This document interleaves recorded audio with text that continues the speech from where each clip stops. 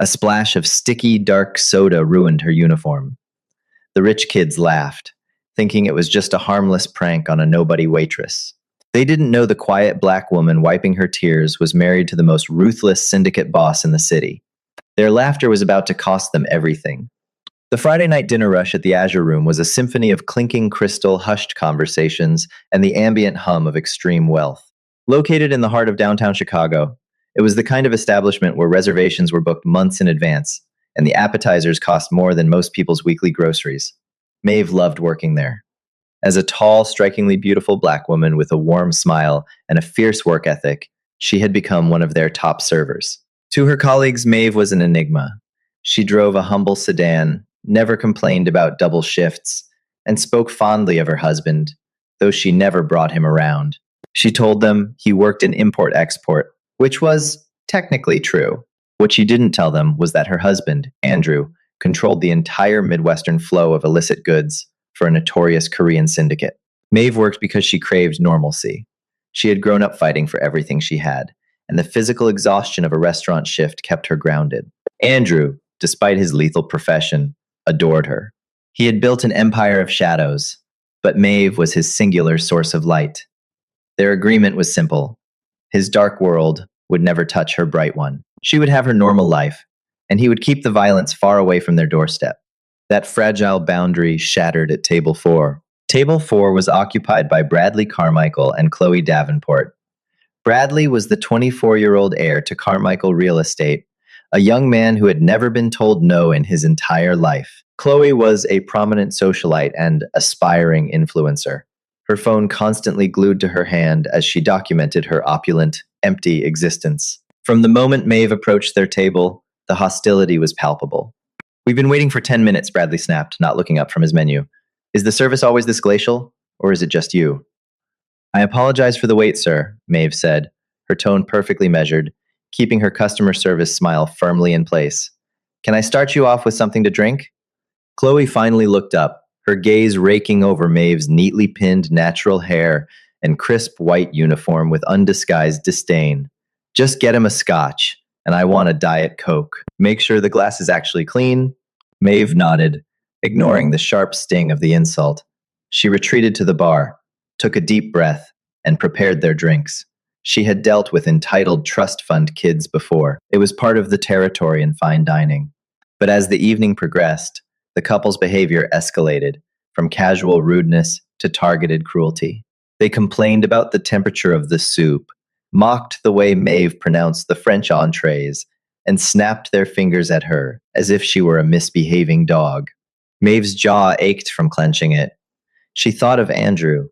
She thought of the men who bowed their heads when he walked into a room, the absolute power he wielded.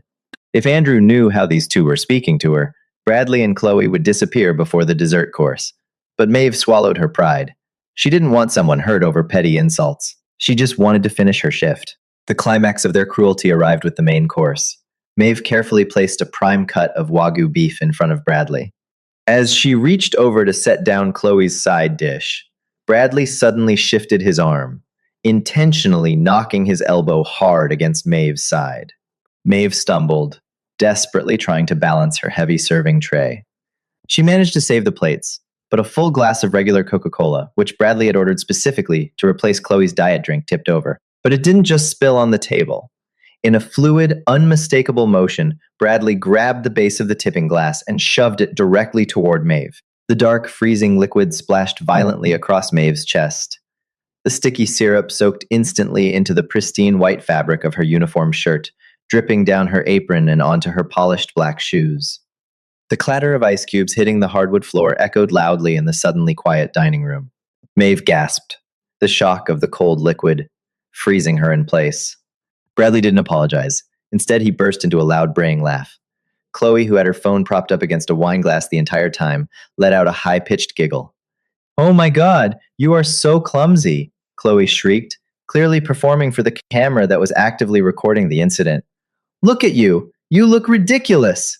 "I guess the staff here really is going downhill," Bradley sneered, tossing his linen napkin onto the spilled ice.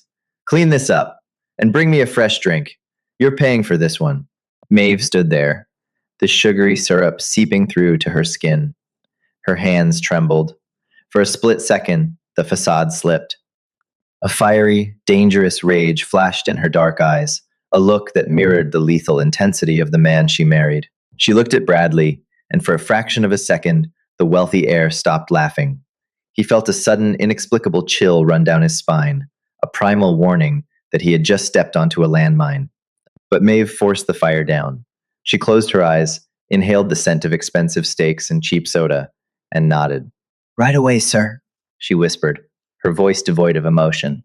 She turned and walked toward the kitchen, her posture rigid, ignoring the stares and whispers of the other patrons.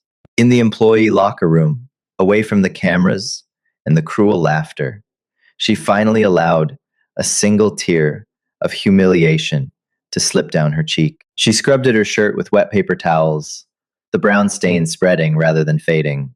She didn't know that Chloe had already hit upload.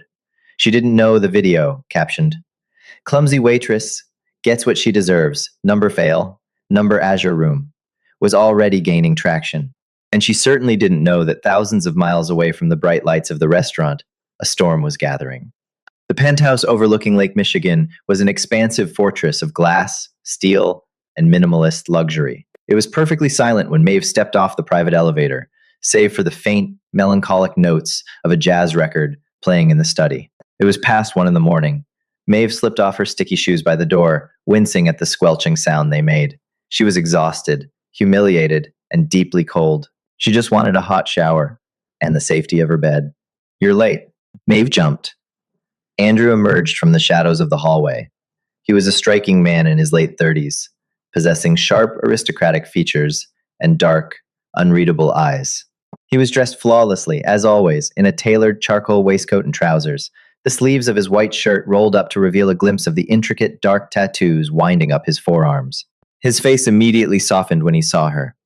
The cold, calculating aura of a syndicate boss melted away, replaced by the tender concern of a devoted husband. He crossed the distance between them in 3 long strides, his hands coming up to cup her face. Maeve, are you all right? His thumbs brushed her cheekbones. Then, his eyes dropped. He noticed the massive brown stain dominating her uniform, the way the fabric clung uncomfortably to her skin, the undeniable smell of dried corn syrup. The temperature in the room seemed to drop 10 degrees. Andrew's jaw tightened, a dangerous muscle ticking in his cheek. What happened to you? His voice was perfectly level, quiet, and terrifyingly calm. It's nothing, Andrew, Maeve sighed, leaning into his touch, drawing comfort from his heat. Just a clumsy accident during the dinner rush. Dropped a tray. You know how it is. Andrew's eyes narrowed slightly. He knew Maeve. He knew the difference between the exhaustion of a hard day's work and the lingering tremor of distress. He also knew she was lying. You didn't drop a tray, he stated softly. He brushed a sticky strand of hair away from her forehead. You're shivering. Go take a hot shower. I'll make you some tea. Maeve gave him a tired, grateful smile and headed down the hall to their master's suite. Andrew stood perfectly still in the foyer for a long moment, listening until he heard the sound of the shower running. Then, the husband disappeared, and the boss took his place. Andrew walked into his study, a room lined with rare books and heavily encrypted servers. He picked up his secure phone and dialed a single digit. Yes, Mr. Kang, a crisp voice answered immediately.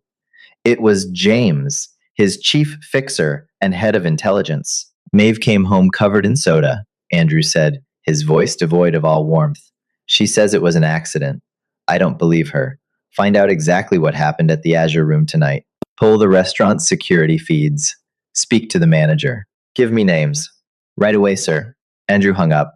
He went to the kitchen, his movements precise and methodical, and brewed a pot of chamomile tea. He carried it on a silver tray into their bedroom just as Maeve emerged from the bathroom, enveloped in a plush robe, her hair wrapped in a towel. She looked softer now. The tension washed down the drain, but the sadness still lingered in the corners of her eyes. He poured her a cup and sat beside her on the edge of the massive bed, pulling her against his chest. He didn't press her for details. He just held her, pressing kisses to the top of her head while she drank her tea in silence. Within half an hour, exhausted by the emotional toll of the night, Maeve was fast asleep. Andrew gently untangled himself from her arms, pulled the heavy duvet over her shoulders, and walked back to his study. The burner phone on his desk was flashing a slow, steady red light. He picked it up. Report. Sir, James began, his usually stoic voice tinged with a heavy hesitation. You need to see this. I've sent a file to your secure monitor. Andrew tapped the keyboard, waking the large screen on his desk. A video file sat in the center of the desktop. He double-clicked it. It was social media footage, shot vertically. Andrew watched in dead silence as his wife, his beautiful, proud wife, who he would burn the world down for, stood politely at a table. He watched a young man deliberately shove a glass of dark soda onto her chest. He listened to the cruel, braying laughter. He read the caption, "Clumsy waitress, gets what she deserves." Andrew didn't blink. He watched the video a second time, then a third. With each loop, the air in the study grew heavier. Andrew didn't yell. He didn't smash the monitor. His rage was far colder than that. It was absolute, a freezing void that swallowed all reason. Who are they? Andrew asked the phone, his voice a sibilant whisper. The man is Bradley Carmichael. His father owns Carmichael Real Estate. The woman is Chloe Davenport. Her family runs the Waverly Group, a logistics firm. They are wealthy, sir, connected in high society. High society, Andrew repeated softly. A dark, terrifying smile curved his lips. It was the smile of a predator that had just found the scent of blood. They think money protects them. Sir, what are your orders? Pull every file on Carmichael Real Estate and the Waverly Group, Andrew commanded, his tone surgical. Every debt, every illegal kickback, every shell company they use to hide their wealth. I want their supply lines cut. I want their bank accounts frozen by morning through our contacts in the financial sector. Buy their debts and call them in. Understood, sir. And the individuals? Andrew looked at the frozen frame of the video, focusing on Bradley's sneering face. Have a team wait outside Carmichael's residence. Do not touch him yet. I want him to watch his world collapse first. I want him to realize exactly how powerless he is. Andrew paused, his dark eyes reflecting the harsh light of the monitor. They wanted to humiliate a waitress for entertainment, Andrew said quietly into the receiver. Let's give them a show. The following morning, the sun broke over the Chicago skyline, casting long golden shadows across the magnificent mile. Inside his sweeping luxury condo in the Gold Coast neighborhood, Bradley Carmichael was rudely awakened, not by the gentle chime of his alarm, but by the frantic, continuous buzzing of his phone. His head pounded with the remnants of expensive scotch. He groaned, swatting at the nightstand until his fingers closed around the device. The caller ID flashed his father's name, Richard Carmichael. What? Bradley croaked, his voice thick with sleep and irritation. Where the hell are you? His father bellowed. The sheer panic in the older man's voice made Bradley sit up, his hangover instantly forgotten. Richard Carmichael was a titan of Chicago real estate. He never panicked. Get down to the corporate office right now. We are under attack. Attack? Dad, what are you talking about? It's Saturday. Goldman Sachs just froze our entire institutional credit line, Richard screamed, the sound of breaking glass echoing in the background. And it's not just them. The private equity firm in New York, Apollo Global Management, they bought out all our mezzanine debt overnight and called it in. Every single loan. The shell companies we used for the South Loop project are being audited by an anonymous third party that somehow has all our encrypted ledgers. We are bleeding millions by the minute. Bradley, we are ruined. Bradley's blood ran cold. Dad, that's impossible. You can't just buy out billions in debt overnight. Someone did, Richard roared. And the Waverly Group is going down with us. I just got off the phone with Chloe's father. Their logistics fleet was grounded at O'Hare and Midway by a sudden influx of federal safety inspectors who won't let a single truck or plane move. Someone with limitless capital and terrifying connections is dismantling our lives. Get down here. The line went dead. Bradley stared at his phone, his chest heaving. A profound sense of dread began to pool in his stomach. Across town, in a sprawling penthouse overlooking Millennium Park, Chloe Davenport was experiencing her own personalized nightmare. She was sitting in the center of her walk-in closet, weeping hysterically into her hands. Her phone lay discarded on the plush carpet, the screen illuminated with a flood of notifications. They weren't likes or adoring comments on her video from the Azure room. They were termination emails. From Sephora Public Relations. Subject: Immediate termination of partnership. From Revolve. Subject: Contract nullification. From Elite Model Management. Subject: Representation severed. Her agent had called 10 minutes earlier, sounding utterly terrified. Chloe, I don't know who you crossed, but my agency's servers were hacked this morning. The only message left on our screens was a warning to drop you, or they would leak our client financial records to the IRS. You are toxic. Don't ever contact me again. Furthermore, her social media accounts, her entire identity, and source of validation had been simultaneously wiped. Millions of followers, years of curated posts, all vanished, replaced by a single, unchangeable error screen. Panic setting in, Bradley threw on yesterday's clothes and sprinted out of his condo. He needed to get to his father's office. He needed his lawyers. He hailed a cab, his hands shaking so violently he could barely text Chloe. When he arrived at the towering glass edifice of Carmichael Real Estate, the lobby was in absolute chaos. Employees were carrying boxes, security guards looked bewildered. He bypassed the reception desk and took the private elevator up to the executive suite. He burst into his father's office to find Richard Carmichael slumped over his mahogany desk, his face gray, his tie undone. A man in a sharply tailored charcoal suit was standing by the floor-to-ceiling windows, casually admiring the view of the Willis Tower. It was James, Andrew Kang's chief fixer. "Who the hell are you?" Bradley demanded, his voice cracking. James turned slowly. His expression was a mask of polite indifference. "Mr. Carmichael, the younger. A pleasure to finally meet you.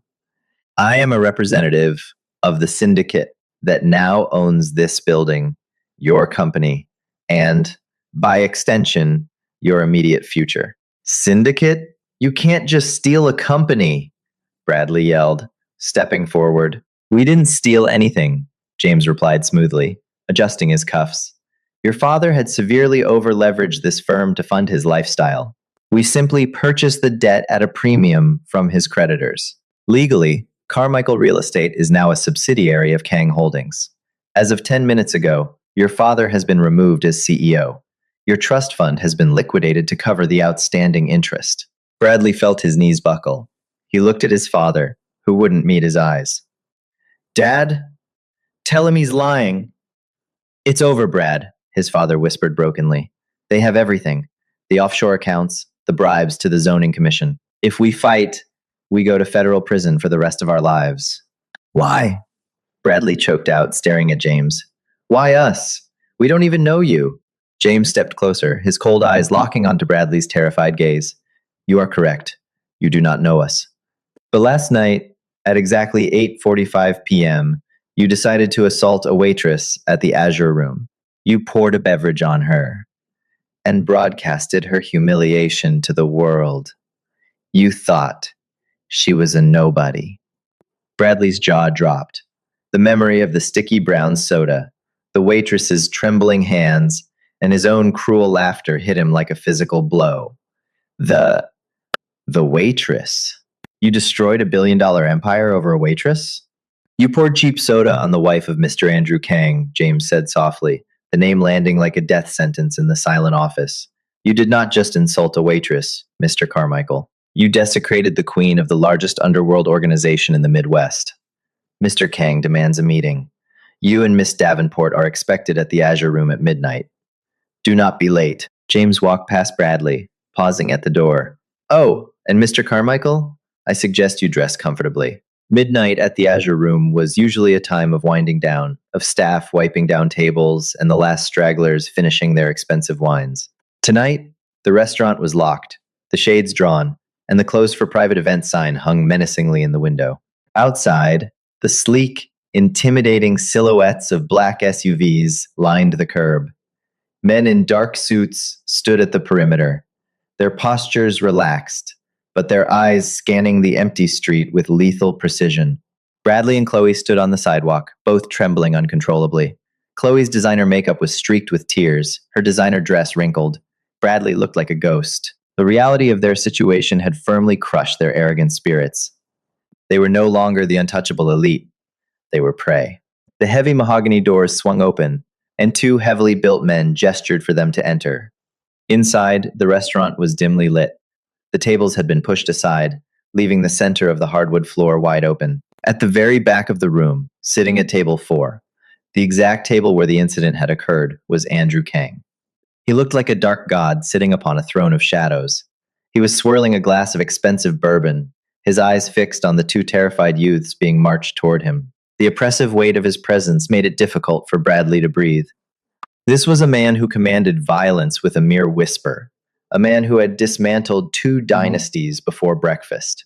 Mr. Carmichael, Miss Davenport. Andrew's voice was smooth, cultured, and laced with absolute venom. Thank you for joining me. Please, Chloe sobbed, her knees giving out. She collapsed onto the hardwood floor, perfectly manicured hands clutching at her ruined dress. Please, we're sorry. We didn't know who she was. We'll give you anything. You have nothing left to give, Andrew stated simply. I already took everything. Your bank accounts are empty. Your social standing is a smoking crater. Your parents are currently begging my associates not to send them to federal prison. You are uniquely, entirely bankrupt. Bradley forced himself to speak, though his teeth were chattering. Then what do you want from us? If you're going to kill us, just do it. Andrew chuckled, a dark, terrifying sound that echoed in the empty restaurant. Kill you? No. That would be a mercy. Furthermore, my wife abhors violence. I promised her I would keep my hands clean of your blood. At that moment, the door to the kitchen swung open. Bradley and Chloe looked up, expecting to see a hitman. Instead, their breath caught in their throats. It was Maeve, but she was no longer the quiet, unassuming waitress in the stained white uniform. She was breathtaking. She wore a stunning, floor-length black silk gown that clung to her curves, her natural hair styled into an elegant, regal crown. Diamonds glittered at her throat and wrists, stones worth more than the Carmichael and Davenport estates combined. She walked with the poise and power of an empress, her dark eyes sharp and unyielding. She walked past the trembling couple and took her place at Andrew's side. Andrew immediately stood, his terrifying demeanor vanishing as he gently took her hand and kissed her knuckles. The absolute adoration in the syndicate boss's eyes when he looked at his black queen was staggering. Maeve turned her gaze to Bradley and Chloe. You, Chloe whispered, her eyes wide with disbelief and terror. Me, Maeve said calmly. Her voice didn't hold the venom Andrew's did, but it carried a profound weight. You thought because I wore an apron, I was beneath you. You thought your money gave you the right to strip away my dignity for a few internet likes. We were stupid, Bradley begged, tears finally spilling over his cheeks. We were drunk and arrogant. Please, Mrs. Kang, please forgive us. Maeve looked at the spot on the floor where the ice cubes and soda had fallen 24 hours earlier. She felt Andrew's hand on the small of her back, a silent promise of absolute support. He would burn the city to ashes if she asked. He would let them walk away if she commanded it. The power was entirely hers. I don't forgive you, Maeve said, her voice steady and clear. People like you don't learn from forgiveness. You only learn from consequences. She turned to Andrew. Did you buy the restaurant? I bought the entire building, my love, Andrew replied smoothly. The Azure Room now belongs to you, to do with as you please. Maeve nodded. She looked back down at the ruined heirs. You wanted to make a mockery of honest labor. You thought serving others was a joke. She signaled to James, who stepped out from the shadows carrying 2 standard-issue Azure Room uniforms, aprons, name tags, and heavy, non-slip black shoes. He dropped them on the floor in front of Bradley and Chloe. Next to the uniforms, he placed 2 heavy wooden scrub brushes and a bucket of soapy water. Your family's debts are tied to your employment, Maeve declared, her tone leaving no room for argument. For the next 5 years, you will work here. You will clean the floors, you will scrub the toilets, and you will bus the tables. You will not receive a salary. Your labor will go toward paying down the interest of the billions you owe my husband. If you quit, if you complain, or if you run, my husband's financial hold over your families will be executed. and your parents will spend the rest of their lives in a federal penitentiary. Bradley stared at the bucket, the reality of his new life crushing him. There would be no more yachts, no more designer clothes, no more commanding rooms. He was a servant to the syndicate. Chloe let out a gut-wrenching wail, burying her face in her hands. Put the uniforms on, Andrew commanded, the deadly cold returning to his voice. The floors are dirty, and my wife expects a spotless establishment. Maeve didn't stay to watch them change. She had seen enough. She turned and walked toward the exit, her silk gown whispering against the hardwood floor. Andrew followed closely behind her, his hand resting possessively on her waist. As they stepped out into the cool Chicago night air, the heavy mahogany doors closing on the sobbing remnants of high society, Maeve leaned her head against Andrew's shoulder. Are you satisfied, Mrs. Kang? Andrew asked softly, kissing the top of her head as their driver opened the door to the armored SUV. Maeve looked up at the glittering city skyline, knowing that beneath the surface, her husband held the strings to it all. She had wanted a normal life, a quiet life, but as she looked at the man who had torn down empires just to avenge a single tear she shed, she realized she wouldn't trade her Dark King for all the normalcy in the world. Yes, Mr. Kang, Maeve smiled, a genuine, radiant smile. Take me home. Did this story keep you on the edge of your seat? The ultimate lesson is clear. Never underestimate anyone, because true power often operates in the shadows. If you love this thrilling tale of mafia romance, dramatic twists, and absolute revenge, hit that like button. Share this video with your friends who love a good payback story, and don't forget to subscribe for more intense, real-life inspired storytelling.